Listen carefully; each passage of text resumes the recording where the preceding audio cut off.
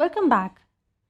We have seen in resume in detail, we have covered the following topics: layout and format, basics of all resume format, each section in detail.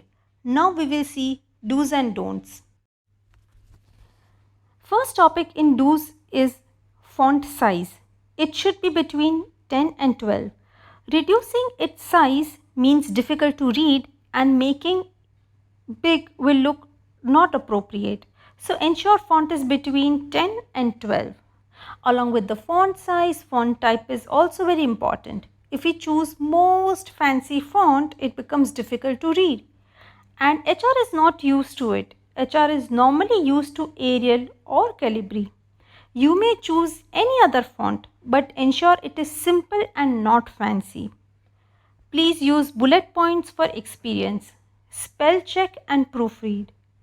Imagine HR is reading your resume and sees a spelling mistake and is unable to identify what do you mean and asks you what do you mean. It would be so embarrassing. Also proofread for any grammar or any other mistake. So please check before printing. Next is highlight if required. Here if we have to highlight 5 sections like name, skills, education, etc., we can highlight them in color. But only use blue, green and grey color. Many use red and orange. But in professional terms, red means you are angry on someone or you want to warn someone. So please don't use orange or red. In case you wish to use standard color blue, green and grey only. And also margins have to be of appropriate size. Let's move to don'ts. Don'ts are something you should never do if you want a good first impression. Don't mention anything in paragraph. Use bullet points. Resume should be generally of 1 page, but at max, you should never go beyond page 2. Our resume is like a movie trailer. We usually see trailer of a movie can be approximately 5 minutes or less. Now imagine if there is a trailer of movie for 30 minutes. You would say, better show 1 hour more. We won't have to go to theater, right? So ensure it is 1 page, max 2 page. Next is don't squeeze information. What do I mean?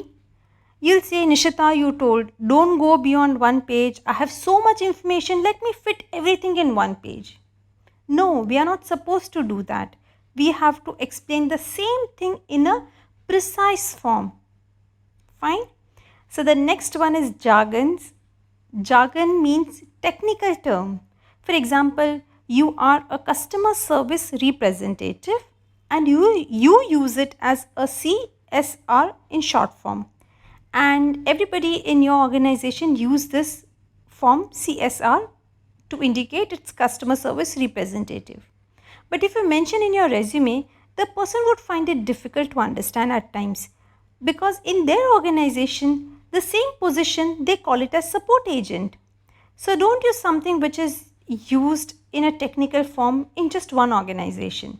So no to jargons. Also nowadays many may write in colored paper. Please ensure we do not use colored paper. A section of it can be colored, but full colored paper is a big no. Not in a corporate at least. Also many use graphics. They will show phone symbol next to phone number. Likewise, they use graphics for every section which is not appropriate.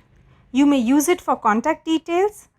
If you had printed resume 5 months back and the paper is worn out, please get it printed again.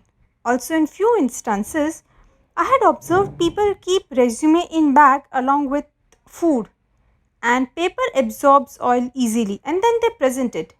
It shows how much you care for the job and it definitely makes a bad impression and we don't want that. Also if you have to fold, ensure crease does not happen on the content where you have written. So we have completed do's and don'ts. Thank you so much. See you in the next session.